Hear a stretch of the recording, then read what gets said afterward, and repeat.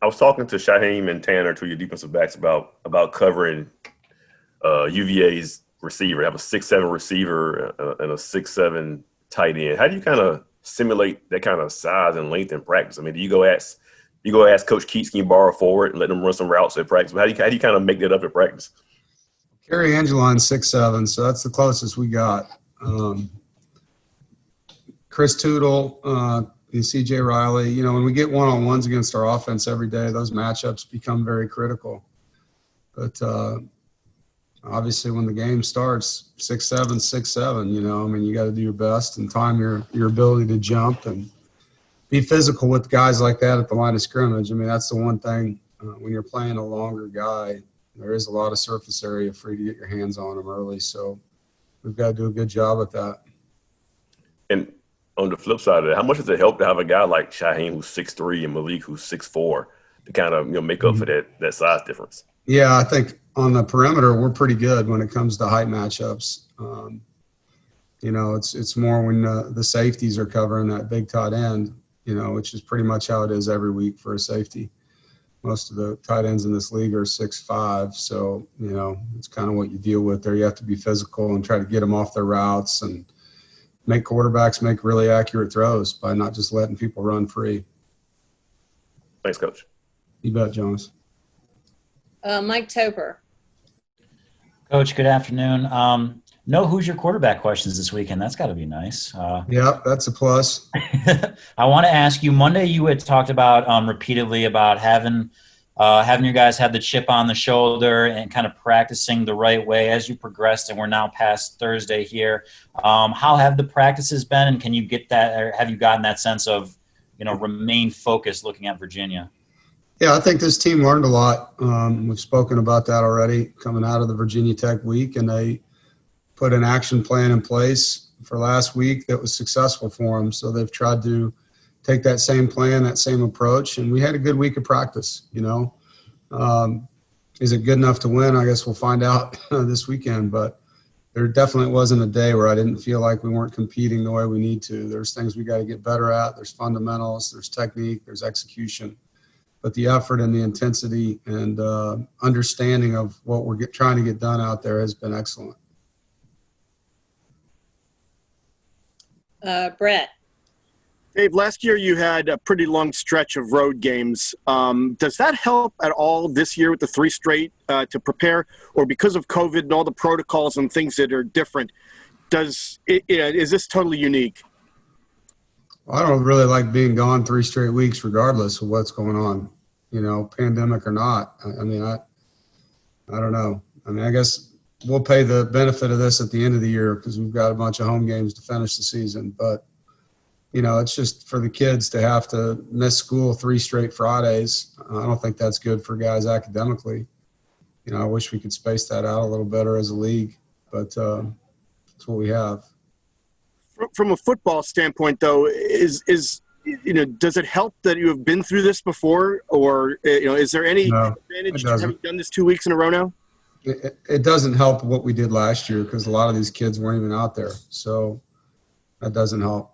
I'm talking having 2 weeks prior to this, you know, because of all the code protocols and how, you know, maybe you're used to them a little bit more now. Yeah, I think you guys are making more out of that stuff than there really is. I mean, I think the flight is different because you know, we're not getting on an airplane until we know the results of our tests, so that's different. But the bus trip's really not that different, you know. I mean, there's really, other than the guys have more leg room because we were taking more buses, which they actually probably like that better than having, you know, 45 guys jammed into a bus. So, you know, I don't look at this as a very difficult task when it comes to busing somewhere. Thanks, Dave. Schnicker.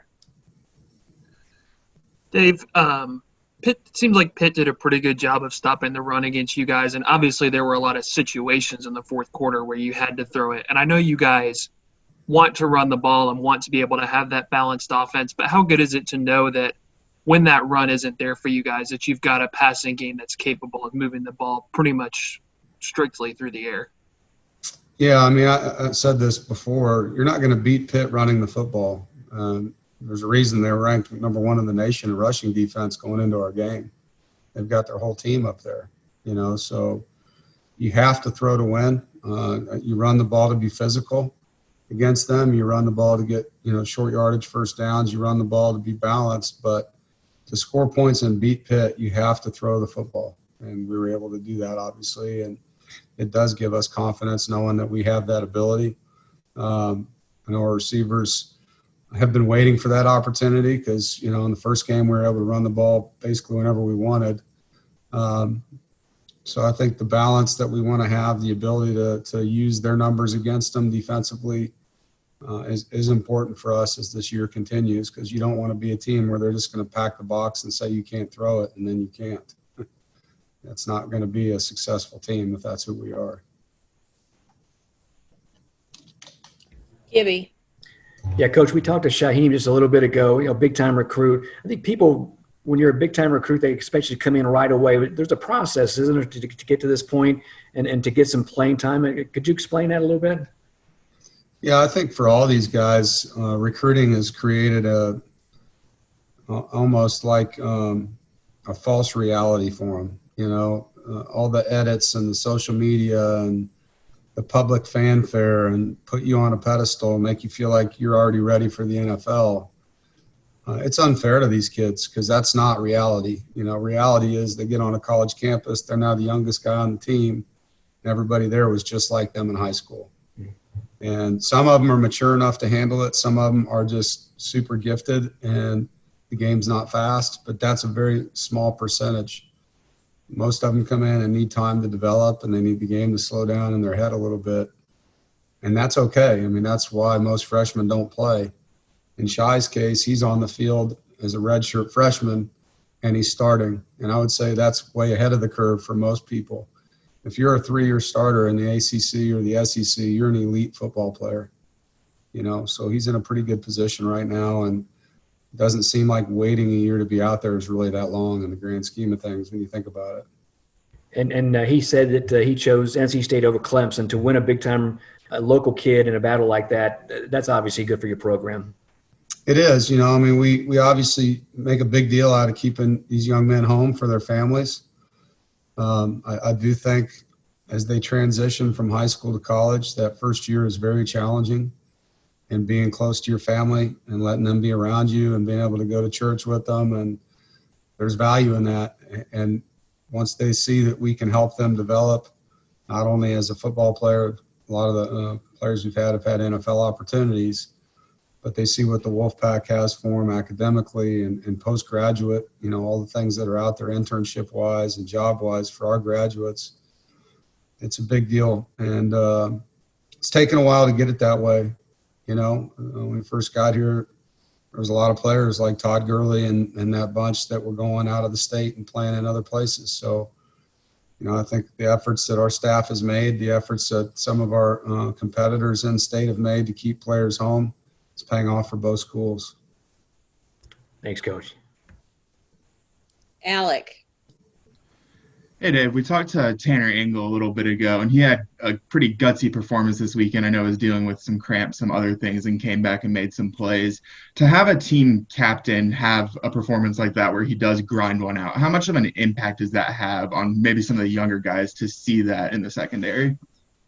Well, I think he has to play like that. That's why he's voted captain, because he's tough. And, he talks a lot about how much this game matters to him. And you can't talk like that and then be out. You've got to be able to play if you're capable of playing medically. And so that's what we expect from Tanner. It's very hard to get him out, to be honest. The doctors could tell you he's not playing, and he'll fight one of those guys, he's going to try to play. He does not want to miss. So it was great to see him come back and make the last play of the game, because he gave up the first touchdown of the game. So it was great to see him come back and finish the way he did. Thank you. Brett, you have another one? Yeah, Dave, where do you stand personnel-wise in the secondary this week compared to last week? Because I know you guys were really thin last week. Yeah, we're the same. And it won't change until Tyler Baker-Williams is let out of his contact tracing, which should be this Sunday or Monday. So we'll have him back for the next game. How about But, Raheem? What? How about Raheem? He's Ashford. out. He's done. Yeah, he's out. Mike Topher, one more. Oh, yeah, just one more, Coach. Looking specifically at Saturday, as you progress through the week, looking at their QB, Brennan Armstrong, obviously he's a dual threat and can run the ball a lot, but he does have his targets like Kemp that he likes. What has been the most challenging in trying to, I guess, game plan to keep him in the box and kind of prevent him from getting out and running there? Yeah, well, he's tough, first of all. One of the reporters out there kind of compared him to a linebacker if he was a defensive player, and I think that's accurate. I think he's a very competitive, physical, hard-running guy, and there's a lot of run game designed for him that way.